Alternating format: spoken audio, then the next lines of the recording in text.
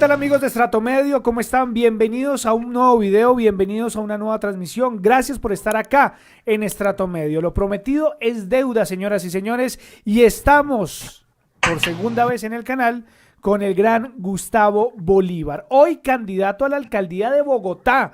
Muchos lo esperábamos, muchos dudábamos, se lo preguntamos en la última vez que estuvo por acá y no nos quiso decir, y bueno, finalmente ocurrió. Candidato a la alcaldía de Bogotá, señoras y señores, y lo tenemos aquí.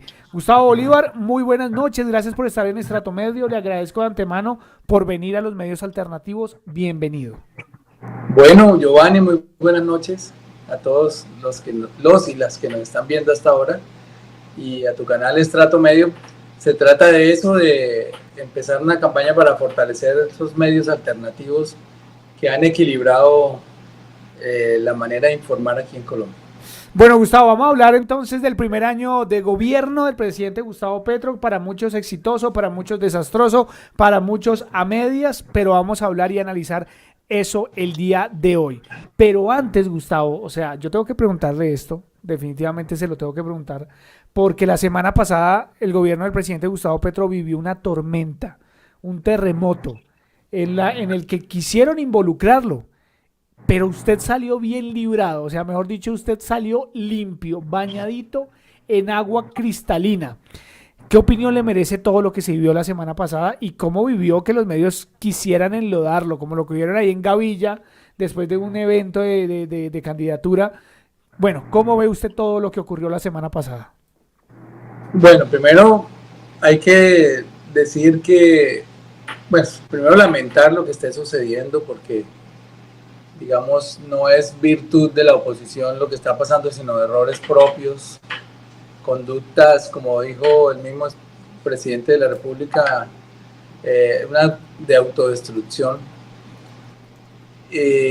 Pero sí hacer ese llamado de atención que usted acaba de hacer, y es que la tergiversación de las noticias ya llegó a un punto inaceptable en Colombia. Cuando, de hecho, muchos tuiteros muy fieles a la causa ante esos fake news, pues prácticamente que estaban abandonando el barco, y nos quedó esa enseñanza, y es que hay que esperar hasta último minuto para mirar bien de dónde sale la fuente de tal o cual noticia, porque en este caso, por ejemplo, se escribió en algún medio e hizo carrera inmediatamente que el presidente de la República sabía de esos aportes a la campaña de Gustavo Petro, de esos aportes de estos personajes de la costa, especialmente Santander López Sierra, el hombre Malboro, y el turco Ilzaca. Enseguida se volvió un boom, todo el mundo ya dio por hecho que era cierto, y resulta que avanzando la audiencia nos empezamos a dar cuenta que en ningún lado decía eso, que por el contrario, aquí hay tres hechos, porque al comienzo tú dices, bueno, hagamos un análisis, pero yo creo que lo más sano es hacer análisis objetivos, y para hacer análisis objetivos pues hay que ir a los hechos. ¿Y los hechos qué dicen? Que Nicolás Petro dice que el papá no sabía, Day Vázquez dice que su suegro no sabía, lo dicen categóricamente, y el fiscal dice que no encontró, el juez, en el momento de dictar las órdenes de libertad condicional contra las dos personas que están implicadas, dice que no encontró dentro de todo ese acervo probatorio las pruebas que vincularan al presidente o al gerente de la campaña con el ingreso de dineros ilícitos. Entonces, si hay esas tres variables objetivas, que son los dos testigos estrellas, que son los implicados, más el juez diciendo que no hay ninguna prueba contundente que pueda corroborar que el presidente sabía que iban a ingresar o que ingresaron esos dineros a la campaña, pues lo que ya tenemos aquí es una fake news, que se cumplió en todo el sentido de la palabra, porque nunca se dijo en ningún lado de la audiencia que eso hubiera pasado. ¿Usted qué sensación tuvo cuando los periodistas lo acribillaron y le preguntaron e indicaron que usted estaba involucrado? Vimos su cara de sorprendido, todo el mundo como que, o sea, pero usted qué sensación tuvo después de que usted se fue de ahí, usted dijo, ¿cómo me metieron acá? Pues que ese debate era a las 3, el debate donde yo estaba era a las 3 de la tarde con los candidatos, los compañeros candidatos a la alcaldía. Y mientras sucedió el debate, porque nosotros llegamos como a las 2:45, a esa hora empezó la audiencia, más o menos, empezó Nicolás Petro a contar pues todo lo que estaba contando y nosotros no sabíamos. Yo ahí durante esa hora y media que duró el debate no tenía ni idea de nada, pero absolutamente de nada. Y cuando terminó el debate, ahí dije yo, uy, escucha, me fue bien en el debate porque se vinieron todos los periodistas a preguntarme a mí. Dije yo, porque a ningún otro candidato pues llegaron a entrevistarlo cuando veo que la nube de periodistas se viene hacia mí. No. Y claro, me sale, además de mala fe, yo pues tengo que decirlo, sí, porque no me contextualizan ni nada. Y de una vez me dicen que es que Nicolás Petro lo salpicó a usted en la financiación, y entonces pues, me dio risa porque en la vida yo me he metido en la financiación de las campañas. Lo primero que yo digo, claro, a mí no me pongan a manejar plata, no quiero saber de eso. Cuando hay gente que decía, yo quiero llevar un aporte, yo le decía, hable con el gerente, etcétera. Entonces, yo nunca me involucré, por eso mi reacción es de sorpresa y de risa. Yo le digo, ¿yo? No jodas, porque sí. fue lo que me ocurrió en ese momento, porque me dio risa. Yo dije, ¿cómo me van a involucrar a mí? Yo no sabía que él no había dicho eso, él nunca dijo eso. Lo que él dijo es, después yo ya llegué a mirar las declaraciones, es que supuestamente los aportantes se estaba dañando como que la vaca, es decir, pareciera que él estuviera haciendo una vaca entre aportantes, por lo que yo estaba metido con el cuento de la vaca y de la primera línea. Eso fue lo que él dijo ahí textualmente. Por eso después Vicky Dávila le pregunta sobre mi conducta, pues él dijo lo que ni siquiera lo que dijo la verdad, o sea, él me puede poner el calificativo que quiera, pero es que yo nunca me he involucrado con eso, pero él dice no, él es un hombre muy decente, además pone el muy 2 veces, y precisamente yo lo matoneo es porque él es muy decente, es decir, porque no permito que haya ese tipo de financiación, que es lo que hoy está pasando en mi campaña. Yo te lo digo, Giovanni, me he hecho 3 reuniones después de esto que pasó en la campaña presidencial, con la gerente y con la gente de mi equipo de campaña, ni un peso, pero puedo decir aquí la palabra, ni cagando. Vamos a aceptar que entre un solo peso por debajo de la mesa, ni por el lado, ni por nada. Todos los aportes se tienen que registrar. Y lo segundo, no hay aportes, no se reciben aportes de contratistas, ni se reciben aportes de grupos económicos, ni nada que comprometa mi independencia en la alcaldía. Yo les he dicho a todos ellos, preferible perder y yo estar tranquilo durmiendo con mi almohadita a estar en estos líos. ¿Quién quiere dañarse la tranquilidad? Sí. Nos metimos muy rápido al tema de la alcaldía, pero es que es necesario. Y yo también le quiero hacer una pregunta del tema de medios. Gustavo, a ver, desde afuera, desde los medios alternativos que técnicamente nos dedicamos a desmentir, porque se publica un montón de mentiras, pues se ve eso, que hay un ataque hacia ustedes constante todo el tiempo. Pero usted que está ya metido, que usted es el involucrado, el perjudicado, el atacado, definitivamente ustedes sí sienten que pareciera una estrategia sistematizada contra ustedes. ¿Ustedes cómo ven el tema de los medios, tradicionales especialmente? Mira, yo lo que siento es que desafortunadamente el periodismo se politizó. Eso no puede pasar en una democracia. Y si pasa, pues es malo. Porque el periodista tiene una obligación de informar, veraz, dice la Constitución, y objetivamente. Cuando tú estás politizado y te vas a una orilla, pierdes la objetividad. Ya no eres objetivo. Entonces ya se vuelven opinadores que confunden la noticia con la opinión. No sé si el juego de palabras sea difícil de entender, pero es decir, en un noticiero, en una página de noticias, la gente tiene que dar la noticia, sin calificativos. Cuando yo empiezo a ver los calificativos, este periodista es petrista, este tipo es terrorista, el que no sé qué, y empiezo a adornar las noticias, ya estoy tomando partido, ya me estoy yendo por una línea. Y ahí ese es el daño que se le hace al periodismo. Un espacio de opiniones distinto. Por ejemplo, en una columna, cualquier persona, incluso un periodista, me puede atacar y decir que yo soy lo peor, etcétera, sacar pruebas de cosas que tenga, lo que quiera poner, porque es su espacio de opinión. Pero cuando ya en un informativo, o sea, llámese noticiero de radio, noticiero de televisión, o revista o periódico, tú no puedes sesgar las noticias ni le puedes cargar calificativos porque ya estás haciendo política. Y eso es lo que está pasando hoy desafortunadamente en Colombia con el periodismo. Muy lamentable, muy lamentable. Gustavo, y respecto al tema, a veces la audiencia no entiende por qué ustedes van tanto a esos medios. ¿Por qué van tanto a esos medios y saben que cualquier cosa que ustedes digan se las van a tergiversar? Sea el presidente, sea Gustavo Bolívar, sea un congresista, sea el que sea. Pero si es de Bueno, este lado, se lo van a tergiversar. ¿Por qué van tanto allá? esa pregunta es muy importante y te voy a responder. Si nosotros no vamos a esos medios, prácticamente que les dejamos la elaboración del relato 100% a ellos. Entonces, por decir algo, no vamos a poner nombres acá, pero si una revista tiene 6 columnistas de derecha y ni uno de izquierda o ninguno moderado, ninguno de centro, pues seguramente el relato de todos esos lectores, porque desafortunadamente son muchísimos, son miles, son los medios hegemónicos, son los que más tienen suscriptores y etcétera. Pues si nosotros si no nos metemos allá, pues imagínate, los dejamos armando el relato solo. Por eso de vez en cuando hay que ir. Yo no soy asiduo visitante, pero de vez en cuando voy, porque también uno ve que los relatos van cogiendo fuerza y tiene que haber alguien que llegue y diga, oiga, eso no es cierto. O si usted está diciendo esto, muéstrame las pruebas, porque si uno los deja solos, es más peligroso que ir. Por eso yo a la gente, yo los entiendo, a veces critican por qué va a tal sitio, por qué va a tal otro, y uno tiene que explicar esto, es que no los podemos dejar solos tampoco, porque imagínense cómo sería el relato, terminan ellos armando el relato unilateralmente.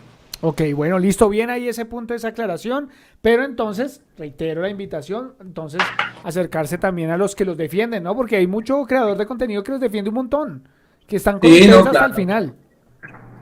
Sí, precisamente hoy contigo arranco eso, Giovanni, la intención que tenemos de estar en muchos espacios y canales alternativos como el tuyo, para que la gente también vea más de cerca la noticia, digamos, más en confianza, como entre amigos, que como si estuviéramos haciendo una charla, una tertulia. Sí, sobre todo que nadie le va a tergiversar lo que usted diga, simplemente pues vamos a informar, vamos a informar. No, yo he visto unos titulares de cosas que yo he dicho, que yo digo, miércoles, oiga, ¿cómo pueden ser tan perversos?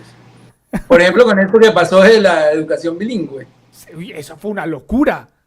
Como son de perversos, pero además también ellos mismos, en su afán de descalificar, terminan mostrando su faceta de ignorancia, porque yo lo que dije exactamente, lo voy a repetir como lo dije. Un chico que va a estudiar informática desde primero de primaria y inglés desde preescolar, y termina su bachillerato, difícilmente le pega una puñalada a otro. Entonces, ¿qué estoy diciendo? Pues que es una persona que tiene una profesión y un segundo idioma. El inglés para nosotros es un segundo idioma. Y salen estos tipos a decir, uno dice, a burlarse además, ¿no? Dice, sí, claro, y es que los delincuentes de Estados Unidos, ¿qué idioma hablan? Imagínate. Yo hacía, oh my God, o sea, ¿qué nivel? Es vergonzoso. ¿Qué nivel? Sí, vergonzoso. Sí. Es decir, obviamente el delincuente de Estados Unidos pues habla un idioma, es su idioma nativo, además no puede hablar francés ni español porque es que nació allá. Claro. Y lo segundo, pues es que estoy hablando de que nuestros chicos con 2 idiomas, es increíble que no entiendan que una persona con 2 idiomas se abre todas las puertas laborales, multiplica por 100 las oportunidades laborales y que tiene pues obviamente un mercado muy distinto al de los que están hoy sembrando el terror en las calles, que gente que no tiene estudios o que teniéndolo pues no tienen oportunidades y las oportunidades laborales se abren así. Claro, el objetivo principal de esas declaraciones era decir, un joven con oportunidades no va a delinquir, un joven preparado con oportunidades laborales no va a delinquir porque tiene otra opción. Creo que ese es el gran objetivo. Entonces, metiéndonos a este tema de la educación y metiéndonos al tema del primer año del presidente Gustavo Petro, le quiero botar un dato para que lo analicemos y de una vez hablemos de la alcaldía y del tema de educación. Por ejemplo, ayer el presidente Gustavo Petro, dentro de su discurso, uno de los grandes logros que indicó fue que para este año el presupuesto es de 57 billones de pesos en temas de educación, Gustavo. La inversión más alta en la historia. Creo que es un hito de la presidencia del presidente Gustavo Petro, del gobierno Petro, y me gustaría saber si usted es alcalde, aprovechando esa inversión, ¿qué se puede venir para los jóvenes bogotanos en cuestión de educación? ¿Usted qué propone? Mire, son 3 cosas muy sencillas, porque tampoco podemos abarcar mucho. El presupuesto de Bogotá, muchos dirán que es muy grande, pero realmente para una ciudad de 8 millones de habitantes no es tan grande como si quisiéramos nosotros. Lo primero es la inclusión digital. Hoy todos los estudiantes tienen que estar conectados. Eso tiene que ser un objetivo de esa administración de Gustavo Bolívar. Todos los estudiantes, las cifras son disímiles porque también hay muchas deserción escolar, pero entre 850 y 900.000 estudiantes de Bogotá, el 100% tienen que estar conectados. Y una vez tengamos la inclusión, la inclusión digital, pues ya vamos con dos cosas que he venido ofreciendo y que nacen de la observación que he tenido de otros mercados en el mundo. Y es que hoy el mundo que ha entrado en una era digital, pues está reclamando es programadores y personas afines con la informática. Si nosotros a los jóvenes y a los niños desde primero primaria le empezamos a formar en informática o en todas las materias de computación y de la era digital, ese niño en 11, haz de cuenta, ha estudiado 5 años en primaria y 6 en bachillerato, en 11 ha estudiado 11 años. Yo estoy haciendo las averiguaciones con el Ministerio de Educación a ver si se le puede dar un título, porque ya le estamos calificando los saberes. ¿Y si es posible? ¿Y qué le dicen desde el ministerio? Estamos mirándolo, pero si no fuera posible, hoy el mundo avanza hacia la desescolarización, es decir, a calificar las habilidades de las personas y no los títulos. Colombia, como un país donde todo el mundo tiene que mostrar un título, si no, no se siente nadie. Entonces está bien, vamos a hablar con el Ministerio de Educación, pero por lo menos nosotros le podemos dar un certificado ya en 11, se ha certificado tantas horas en 10 años, pues de que ya mínimo es un técnico, pero se puede probar si puede ser ya incluso tener la carrera profesional. Entonces, eso lo vamos a hacer nosotros desde el año 2024. Acuérdate que 2025, la posesión del próximo alcalde es el 1 de enero de 2024. Entonces, tengo un año para conseguir los profesores de inglés, que son más o menos 3.000, 3.500, estamos más o menos haciendo el balance. Y para empezar, yo otra cosa que me pasó con el candidato Molano allá en el debate, ya les cuento qué es. Y es que yo dije, yo dejo instalados los programas estructurados para que durante mi gobierno los niños de preescolar, primero, segundo y tercero, que son los únicos que alcanzan a estudiar dentro de mi administración, estén estudiando informática e inglés. Ya vendrá otro alcalde que increíble vaya a tumbar ese programa. Y los llevará a cuarto, quinto y primero bachillerato. Ya el otro alcalde, o sea, dentro de 3 alcaldes, estará graduando la primera promoción de bachilleres técnicos y con un segundo idioma. A eso me refiero. Es imposible, bueno, hay casos, pero digamos, pero la regla sería esa, que estos jóvenes tan preparados que se puedan insertar dentro de un mercado internacional con otro idioma tengan que salir a delinquir. O sea, es mucho más difícil, digámoslo, para no decir imposible. A eso me refería, ¿ves? Sí, entiendo. Ahora, ahí la vaina es el 100% de la conectividad. ¿No es muy romántico pensar que se puede llegar al 100%? ¿O usted ya tiene unos estudios, unas cifras para decir, hey, sí podemos llegar al 100% de esa conectividad? Sí, no, es que estamos en una ciudad, no estamos en el campo, digamos, estamos en una ciudad, incluso hoy hay servicios satelitales de internet para zonas específicas de una ciudad o de un país. No, es digamos, pura voluntad política.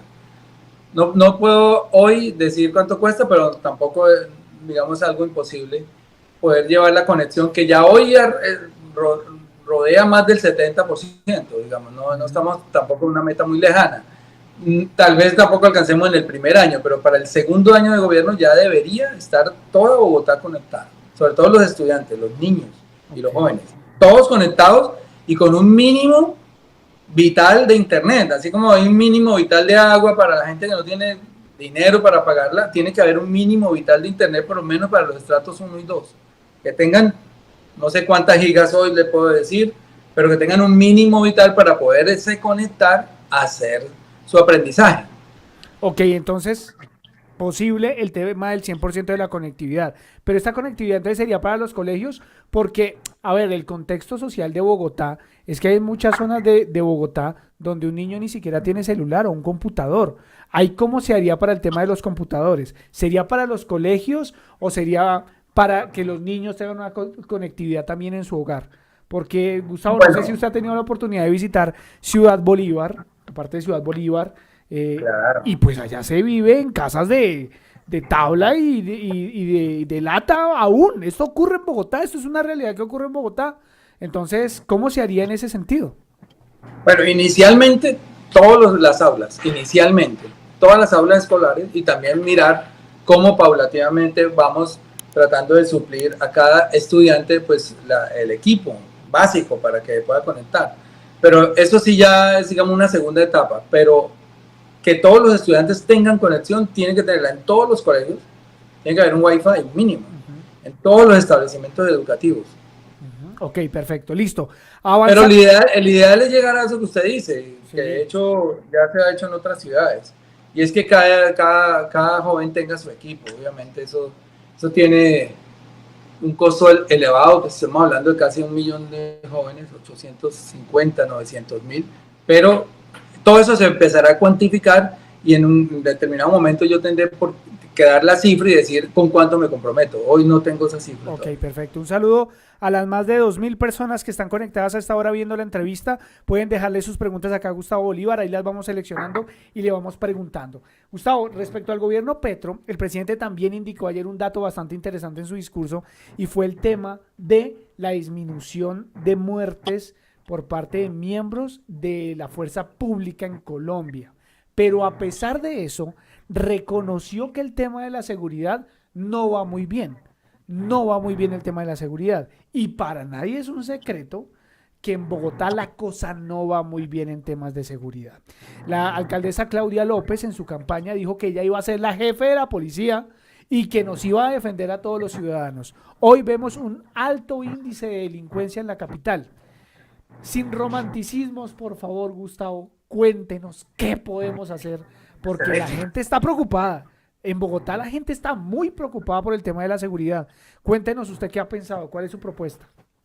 Bueno, mira, hoy el tema número uno para todos los candidatos es la seguridad y lo dicta el mismo público. Digamos, en todas las encuestas aparece como el problema más urgente de resolver.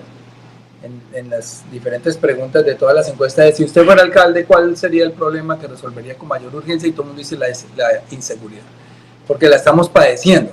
Entonces, hay varias formas de afrontar la inseguridad. Desde un punto de vista de inclusión social, que es nuestra manera, digamos, dentro de los movimientos progresistas, nosotros entendemos que los jóvenes que están causando problemas tienen carencias afectivas, tienen carencias alimenticias, nutricionales, tienen carencias de oportunidades y toda esa cosa, y nosotros digamos, desde el interior de las fuerzas progresistas, es lo que nos dicta nuestra ideología. Nosotros siempre pensamos en que eso hay que suplirlo para poder evitar que la gente se vaya a la delincuencia. Pero hay un problema y es que eso es de largo plazo, eso no es de ya. Es más, los jóvenes que ya están muy grandes, muy crecidos, difícilmente van a poder, digamos, resocializarse. Hay que hacer un tratamiento con ellos mucho más difícil. Pero con los niños es más fácil. Por eso que nosotros decimos, démosle las herramientas al niño. Eso es un dicho de Simón Bolívar: educar al niño y no tendrás que castigar al hombre. Ya hoy tenemos que castigar al hombre, porque no educamos al niño, no le dimos el amor, los nutrientes, las facilidades para que se desarrollara. Entonces, son esas dos cosas: educar al niño y castigar al hombre. Las dos partes de la famosa frase. Castigar al hombre, porque ya hoy hay gente que está causando problemas en las calles, asesinando, robando, secuestrando, metiéndose a las casas. Pero y eso hay que atacarlo de choque. Eso sí, ya no se puede esperar a que esperemos hasta 2038 y le entregamos una promoción de bachilleres a Bogotá, porque ese es el camino de largo plazo, ¿cierto? Que hemos escogido para que en un futuro la ciudad tenga una seguridad estable y duradera, además. Porque la otra es hacerlo de Bukele. Entonces vamos a montar el terror en Bogotá, nos metemos a las casas, los sacamos solamente por sospechas, los metemos a la cárcel porque tengan un tatuaje, etcétera, y limpiamos la ciudad. Pero eso se revienta. Efectivamente, en pocos meses seguramente la gente va a ver un alivio, pero a largo plazo, si uno no está trabajando con las medidas de inclusión social, esto se revienta. ¿Qué quiere decir que se revienta? Pues que los que vienen naciendo, los que van creciendo, vuelven a generar esa inseguridad. Entonces tenemos esas dos maneras de actuar. Una de choque, que son, se la enumero muy rápido, porque eso fue un estudio que hicimos en 2 visitas que hicimos a la Dirección General de la Policía, una para hablar con el director general, el general Salamanca. O sea, no y es, otra crear, con, no es crear más cárceles como dice Diego Molano, que hay que crear más cárceles y más cárceles y meter a toda la gente a la cárcel, a la cárcel, a la cárcel y la Uno puede resocialización crear para más cuándo. cárceles o más universidades, una de las dos. Es cierto que hay un déficit carcelario, de infraestructura carcelaria, eso sí no lo podemos negar porque, digamos, el hacinamiento de las cárceles es un hecho. Creo, yo cuando estaba en el Congreso había como 130.000 presos y me parece recordar que la infraestructura estaba como para 70 y pico mil, 80.000, o sea, sí hay hacinamiento y dentro del hacinamiento pues obviamente no va a haber facilidad para que, para que haya una resocialización, lo que hay es una mezcla y unos encima de otros, es muy difícil. Bueno, de repente se pueden hacer ampliar las que hay o brindar, hacer más celdas dentro de las que hay para que precisamente no estén hacinados y puedan tener una resocialización tranquila, pero la solución no es hacer más cárceles, la solución es hacer más universidades, es generar más empleo. Entonces, mira, te iba a decir las medidas de choque ya entrando, empezamos a construir 60 CAIs, yo estoy calculando 15 por año, si se pueden más, pues mejor, pero digamos el cálculo que hicimos con el general de la policía es que sean 60, ¿por qué? Porque es que cada CAI necesita 20 policías. O sea, usted puede hoy montar 1.000 CAIs, que no son muy caros, en promedio cuestan 600 millones de pesos, pero hay que meterle policías, porque sin CAIs como... Y hoy la policía tiene un problema de reclutamiento bastante grave, y es que cada vez menos jóvenes quieren ir a la policía, por varias razones, por la peligrosidad que eso conlleva, por el bajo salario, ganan muy poquito, etc. Entonces, mi compromiso son 60 CAIs, obviamente en los puntos donde las investigaciones y lo que nos arroje la investigación nos diga que son los lugares más neurálgicos de Bogotá donde no hay CAIs. Lo segundo, la reincorporación de 2.000 policías retirados. Ustedes saben que el policía, en virtud del sistema pensional que tiene, precisamente por ser de alto riesgo, se pensionan muy temprano, a los 40 y pico de años, etcétera. Entonces hay muchos policías que todavía están en edad de poder servirle a la patria, que los reengancharíamos, ahora si estén pensionados, pues se les da un nuevo salario, y con estos 2.000 policías que estamos pensando en enganchar 500 por año, que tampoco es fácil, no creas que eso es soplar y hacer botellas, 500 cada año, para llegar a 2.000 vamos a crear una policía escolar para que nos ayude a cuidar los entornos escolares del jíbaro, de la droga y de los abusadores, de los pederastas, etc.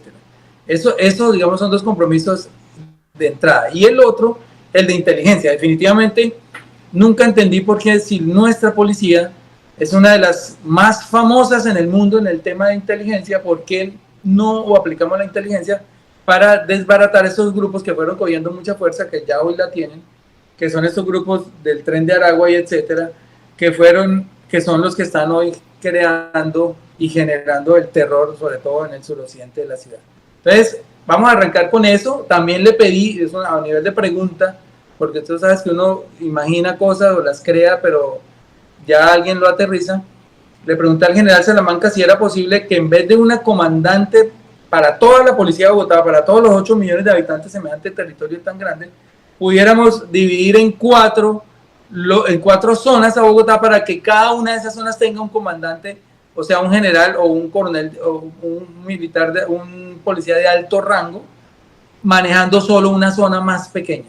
Y me dice que a él le parecería que sí fuera posible, obviamente con la cabeza del director metropolitano, pero entonces ya 4 zonas donde ellos puedan responder más cercano a la ciudadanía, porque por darte un dato, pues hoy hay un solo comandante y ese comandante pues duerme y come y trabaja 8 horas o a 10 claro, o 12 horas, claro. Pero el resto del tiempo la ciudad está sin un general o un policía de alto rango al mando de las operaciones. Entonces, la idea es que estos 4 generales también tengan turnos distintos para que siempre haya un alto general, un alto policía de alto rango dirigiendo la policía en Bogotá. Digamos, esas cosas para arrancar, de choque para ir disminuyendo la delincuencia, mientras arrancamos con los problemas sociales, resolviéndolos, que son los que nos van a dar a largo plazo la seguridad integral y duradera de Bogotá. Sabemos que, a ver, para nadie es un secreto que la razón de la delincuencia en Bogotá y en Colombia, pues claramente es el hambre, la necesidad, etcétera, etcétera, etcétera. Pero, ¿cuál es su percepción? ¿Qué es lo que está ocurriendo en Bogotá? ¿Es por falta de policía? ¿Qué es lo que está ocurriendo? ¿Por qué está este fenómeno de, hombre, que es que vemos que todos los días pasa algo, todos los días atracan, se meten a los locales, Transmilenio, etcétera, etcétera, etcétera? ¿Hay un déficit de policía o qué pasa? Tú sabes, otro dicho, la oportunidad es el ladrón. Si yo voy a meterme en una casa y no veo cerca una patrulla, si no veo cerca un CAI, si no veo cerca un policía, pues digamos que lo hago con más facilidad, o sea, lo pienso menos. Y definitivamente la presencia policial en Bogotá es mínima, porque te voy a dar el dato, hay más o menos 16.700 policías y necesitamos 23.000 para llegar al estándar internacional de 300 policías por cada 100.000 habitantes. Hoy tenemos 220. Entonces, ¿qué quiere decir eso? Pues que no hay un poder disuasivo.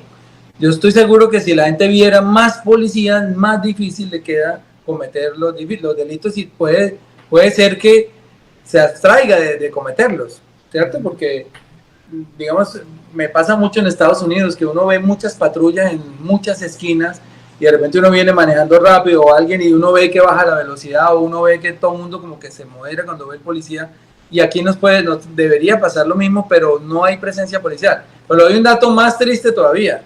De esos 16.500 y pico, hay en la calle 5.000 y pico.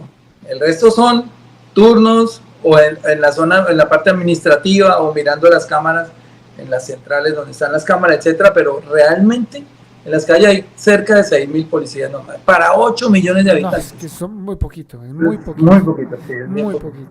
Bueno, ahí está el tema de la seguridad. Un abrazo para toda la gente que nos está saludando a Gustavo Bolívar. La gente lo quiere mucho, Gustavo. Me imagino que hay mucha gente que no lo quiere, pero una gran cantidad de gente sí lo quiere. Acá le están enviando saludos, más de 2.300 personas conectadas a esta hora. Muchas gracias. Es un momento de suscribirse al canal, denle like y compartan esta entrevista por todas partes, porque todavía nos queda más temas de qué hablar y se viene boca, dirían por ahí, Gustavo. Y es el tema, yo sé que usted ya sabe de qué le voy a hablar. La mayor parte del presupuesto para el metro de Bogotá lo pone el gobierno nacional. El gobierno nacional ha dejado algo claro, y es que no quiere metro aéreo. Digamos que ya hay un tramo que ya no se puede hacer absolutamente nada, pero el presidente Gustavo Petro quiere que, por ejemplo, el de la Caracas sea subterráneo. Hay una pelea enorme con Claudia López. Claudia López prometió algo que no cumplió. Por ejemplo, dijo no más Transmilenio y se viene el corredor verde. Bueno, usted ya conoce todo el contexto, se lo estoy contando para que la gente lo entienda. ¿Cuál es su posición respecto al tema? ¿Qué se puede salvar? Usted que ha hecho esos estudios, yo vi que antes de que usted anunciara su candidatura, lo vi viajando por diferentes partes del mundo viendo metros. Y me imagino que tiene información exclusiva de cómo va el proceso acá en Bogotá. Hasta hace pocas semanas no habían estudios. Para la gente que nos está viendo, no habían estudios, no les estamos mamando gallo. Holman Morris venía denunciando eso desde hace años. No habían estudios. Pero bueno, hoy se supone que ya estaba adelantado. Su posición respecto al tema y sobre todo si nos puede botar algún chisme de cómo va esa vaina y qué piensa hacer usted con el metro, maravilloso. Bueno, mire, yo voy a tratar de explicarlo lo más simple posible, porque yo sé que las personas que nos miran pueden también con estos argumentos ir a contarle a estas personas que están engañadas que lo mejor es lo que nosotros estamos pensando hacer. ¿Qué estamos pensando hacer? En ningún momento hemos dicho que parar el metro ni ya no hacer el metro, que eso es lo que dice la oposición o lo que dicen los contrincantes para poder ganar votos, y nosotros nunca hemos dicho eso. Hemos dicho queremos mejorar el que se contrató. ¿Por qué? Miren, 10 argumentos aquí rápido, yo sé que me salen 20. El primero, es un exabrupto técnico que por encima de unos Transmilenios que están emitiendo gases tóxicos haya un tren elevado, es decir, los pasajeros en las estaciones recibiendo el diésel de los buses que vienen abajo. Explíqueme eso. Eso no se le ocurre sino a una persona muy perversa o muy ignorante en ingeniería. Segundo, las columnas de ese tren elevado van a pegar necesariamente en muchas de las estaciones que hay en los separadores de las avenidas Caracas. Es decir, como un metro elevado tiene que cada tanto tener una columna, necesariamente en muchas va a coincidir que ustedes encuentren una columna dentro de esas celditas donde se esperan la gente, los buses. Eso es terrible.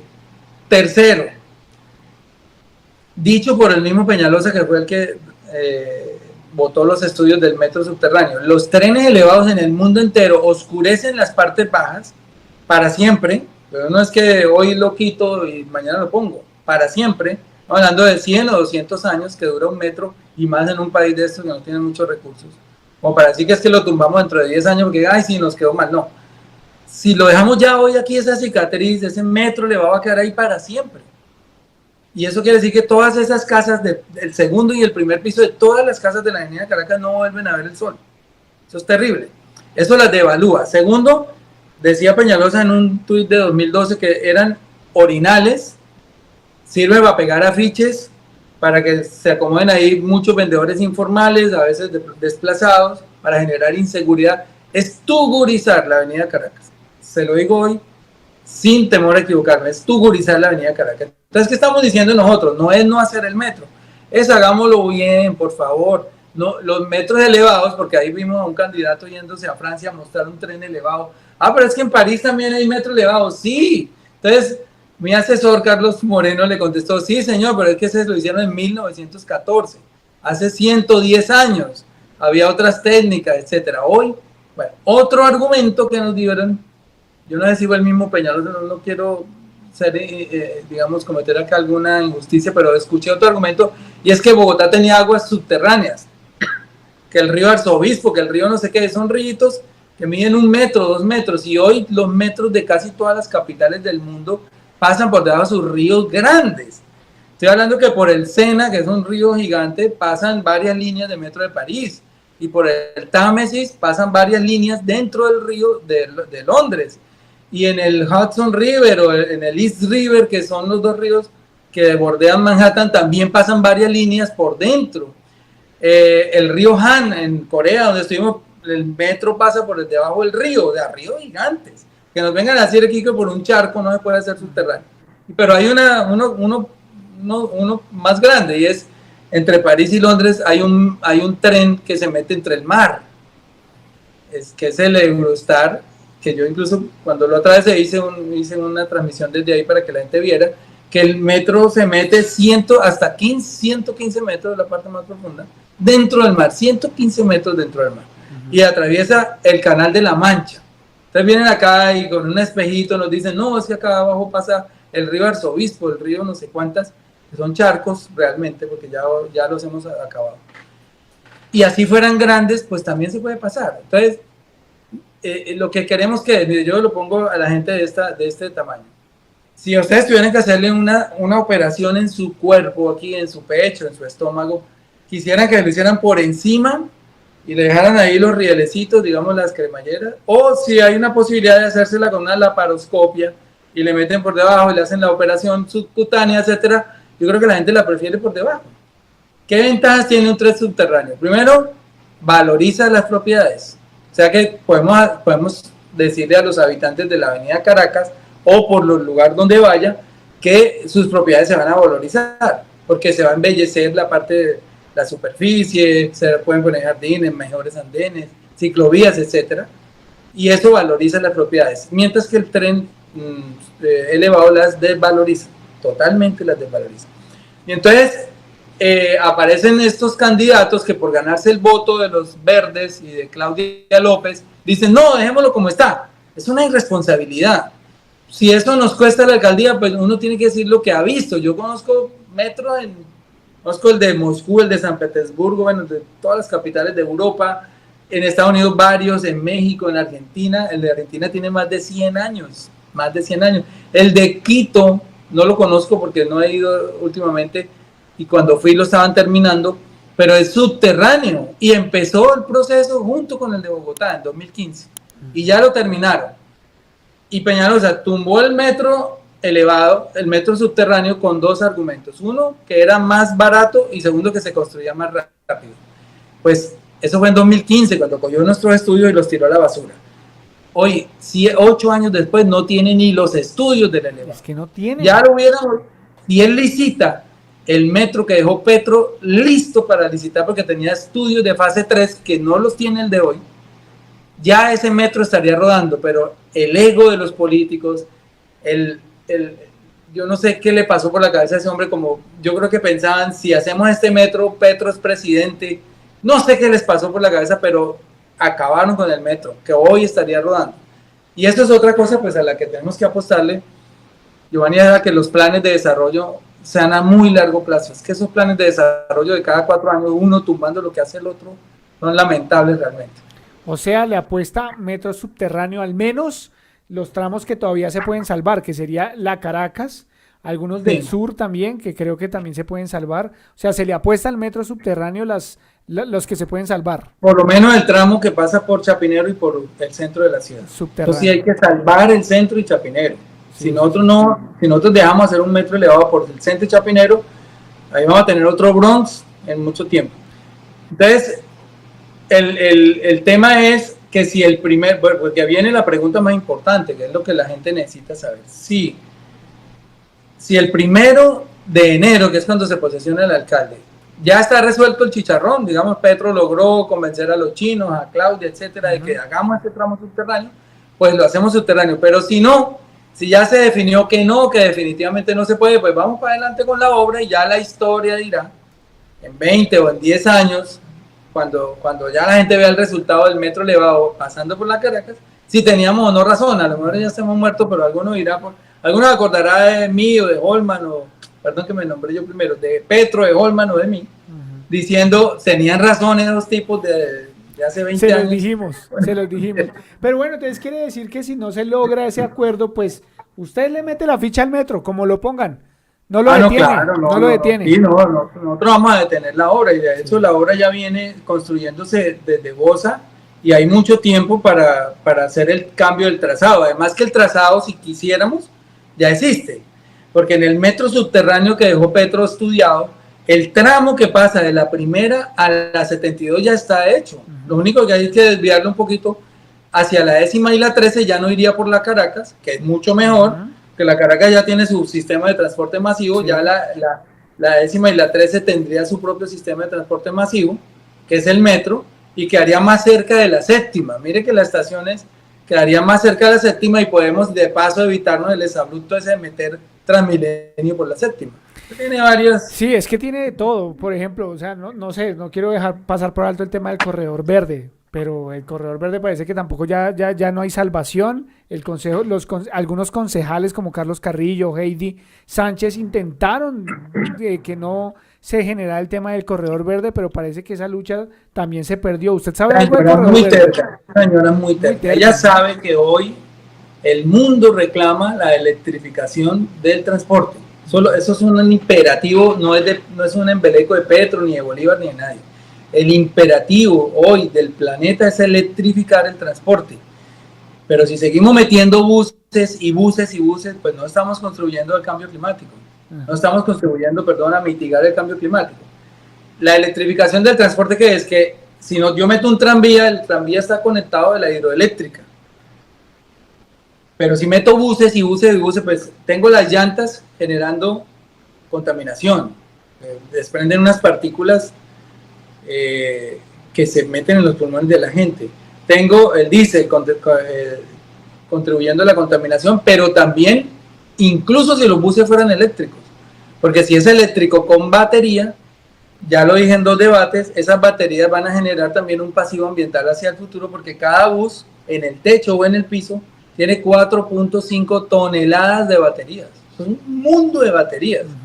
Y eso se gastan, ellos dicen que cada 10 años, pero la experiencia dice que son cada 5, que ellos van perdiendo fuerza, cada año van perdiendo un 5% de la fuerza, y va a llegar un momento que esas baterías no van para subir un puente elevado, entonces tienen que cambiarla. Entonces, imagínate si hoy cambiáramos los 6.000 buses 6.500 buses que tiene Bogotá, todos fueran eléctricos. Digamos, no, ya, tenemos todos los buses eléctricos, no se contaminó. Bóteme 24.000, casi 30.000 toneladas de baterías cada 5 años. ¿A dónde me las voy? Sí, ¿a dónde? Entonces, lo que impera hoy el mundo, lo que te digo, no es embeleco, no, eso es la electrificación del transporte. Entonces, por eso decimos, metamos un tranvía que va conectado a la matriz energética que tenga el país en el momento, si es la hidroeléctrica o la energía solar, eólica, la que sea. Oiga, Gustavo, para terminar este tema de la infraestructura vial como tal de Bogotá, me imagino que ya ha tenido la oportunidad de pasear bastante por la capital y se ha dado cuenta que toda está destruida, toda está en obras. La 68 está en obras, la Boyacá está en obras, por la autopista sur el puente de Venecia lo tumbaron y los trancones son enormes para poder salir del sur de Bogotá, donde está la gente trabajadora y clase trabajadora de la capital. Y pareciera, se presume, se percibe que Claudia quería hacer mucho y no va a alcanzar. Quizás para dejar una obra y más adelante lanzarse a algo. Pero parece que no va a alcanzar. ¿Qué hacemos? Porque uno pasa por la 68 y no hay trabajadores. ¿Qué va a hacer usted cuando llegue? Porque de aquí a enero, Claudia no va a alcanzar a entregar todo lo que está haciendo. No, pues eso sí es muy sencillo. Las obras que ya están contratadas hay que acabarlas, hay que continuarlas. Porque igual, a pesar de que ya había prometido en campaña que no iba a ser Transmilenio por la 68, lo hizo. Ella, yo no sé cuál es el compromiso que tiene con los buses, pero además el modelo también ya hizo agua, quiero contarles. El modelo Transmilenio a nivel financiero ya hizo agua. ¿Por qué? Porque hoy, mira, toda esa infraestructura la pone el distrito. Las estaciones, los puentes, las calles, las vías, toda la infraestructura la pone el distrito y el distrito participa solamente del 5% de las ganancias de Transmilenio. Pero cuando da pérdidas, las asume el 100% del distrito. Eso no puede seguir pasando. Hoy, todo el sistema integrado de transporte, incluidos los buses, está generando 3 billones de pérdidas. 3 billones. ¿Y quién las asume? Íntegramente el distrito. O sea, Bogotá paga los 3 billones de déficit. Y cuando se trata de participar en la ganancia, solo el 5%. Hoy el negocio es, el 95% es para los particulares que ponen los buses. Los particulares son dueños de los buses. La infraestructura, estaciones, puentes, torniquetes, puertas, toda esa vaina las pone el distrito por el 5%. Eso hay que revisarlo. Sí, o sea, se podrían revisar esos contratos, esas cláusulas, se podrían revisar para ver. Pero no, sobre todo la estructura de costos, porque ellos están diciendo que nos están entregando 3 billones de pérdidas, pero nadie sabe de dónde salen las pérdidas. Entonces, lo que sí hay que mirar es la estructura de costos. Sí hay un artículo del Plan Nacional de Desarrollo que hoy lo permite. Afortunadamente fue aprobado en abril o mayo, cuando se aprobó el Plan de Desarrollo, que es un artículo donde se le exige a las empresas mostrar la estructura de los costos y por primera vez vamos a saber por qué se pierde tanto dinero. Y lo segundo es que si está generando 3 billones de pérdidas con lo que hay hoy, pues cuando entre la 68 y ojalá se logre desbaratar ese contrato, esa licitación, pero si entra el Transmilenio por la séptima, ese déficit fácil aumenta a 4 billones. Entonces, imagínate, casi el presupuesto de toda la educación de Bogotá se va en pérdidas de Transmilenio. Entonces, vamos a echarle muela a eso a ver